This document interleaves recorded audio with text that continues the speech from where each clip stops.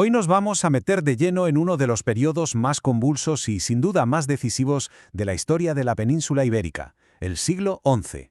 Un siglo que no arranca con una gran batalla, no, sino con algo mucho más peligroso, la desintegración total del poder.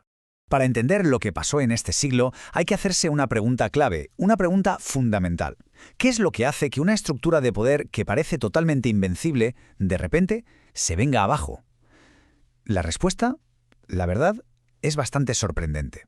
Porque no fue un enemigo en las fronteras, no fue un ejército extranjero el que derribó al poder dominante de la península.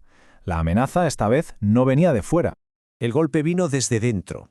El verdadero problema fue un vacío de poder, un hueco que se abrió en el centro y que, como era de esperar, desató el caos y la ambición de todos. Venga, vamos al lío.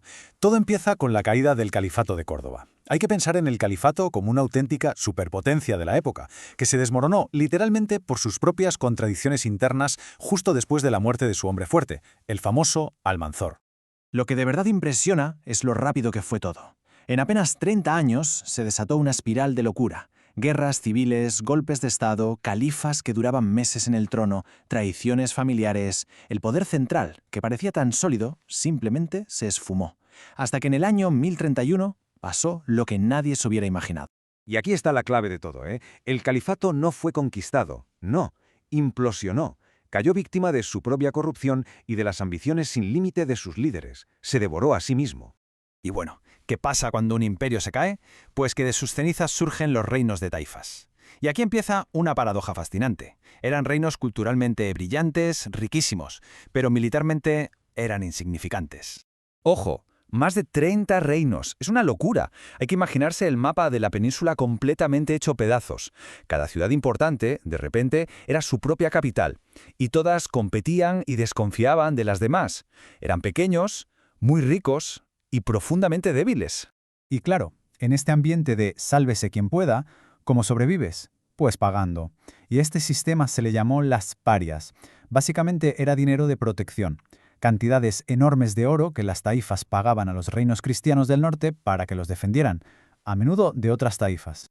Y aquí llegamos a una de las ironías más brutales de nuestra historia. Por primera vez, el sur, riquísimo, estaba pagando para que el norte, mucho más pobre, se hiciera militarmente más fuerte. Con su propio oro, las taifas estaban construyendo el ejército que tarde o temprano las acabaría conquistando. Claro, esta situación tan extraña no podía durar para siempre. Este castillo de naipes financiado con oro del sur se tenía que caer. Y se cayó. El momento clave, el punto de ruptura, fue la conquista de una ciudad que lo cambió absolutamente todo. Mientras el oro de las parias no dejaba de llegar, los reinos del norte, como Castilla y León, se hicieron cada vez más grandes y poderosos. Alfonso VI heredó un reino fuerte, unificado y con dinero de sobra para ser muy ambicioso. Y en el año 1085, esa ambición tomó forma con la conquista de Toledo. La caída de Toledo fue un shock total, un auténtico terremoto psicológico y estratégico. No era una ciudad cualquiera, era la antigua capital visigoda, un centro cultural y político de primer nivel. Por primera vez, una gran capital musulmana caía de forma definitiva en manos de un rey cristiano. El impacto fue brutal. Y claro, al resto de reyes de taifas les entró el pánico. Vieron las barbas de su vecino cortar y se dieron cuenta de que ellos eran los siguientes en la lista de Alfonso VI. Así que desesperados tomaron una decisión que acabará sellando su destino para siempre. Hicieron una llamada de auxilio. ¿A quién? A los almorávides. Y estos no tenían nada que ver con ellos. Eran guerreros del desierto norteafricano, fundamentalistas religiosos, con una disciplina de hierro, una auténtica máquina de guerra, temible e implacable. Eran todo lo contrario a los refinados reyes de las taifas. Fue un error de cálculo tremendo. En su desesperación por frenar a Alfonso VI, invitaron a una fuerza que era ideológicamente mucho más intransigente y a la larga mucho más peligrosa para su propia forma de vida que los propios cristianos del norte. Fue una apuesta de todo o nada. Y el precio de esa ayuda fue su propia existencia. Porque los almorávides no cruzaron el estrecho para ser aliados. Venían como los nuevos jefes. Exacto. No vinieron a echar una mano, vinieron a tomar el control. Lo primero que hicieron fue, sí, frenar a Alfonso VI en la batalla de Sagrajas. Salvaron a las taifas en el último momento. Pero en cuanto tuvieron un pie en la península, sus verdaderas intenciones salieron a la luz. A partir de ahí fue un efecto dominó. Uno por uno, los mismos reinos que les habían pedido ayuda fueron cayendo.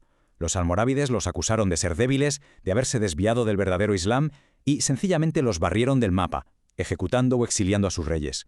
Así que si echamos la vista atrás, la foto del siglo XI es increíble. Se empieza con un poder central, unificado, que se desmorona por dentro, y se acaba con un poder extranjero mucho más duro, que se impone por la fuerza. Aquel delicado equilibrio de reinos débiles, que se pagaban unos a otros, había saltado por los aires para siempre. Y esta es la gran consecuencia de todo. Los acontecimientos del siglo XI rompieron el tablero de juego. La caída del califato, el error de cálculo de las taifas, la llegada de los almorávides, todo esto transformó un conflicto que era más bien de baja intensidad en una lucha ideológica total. A partir de este momento, la reconquista ya no es solo una idea en la cabeza de algunos reyes, es una realidad imparable.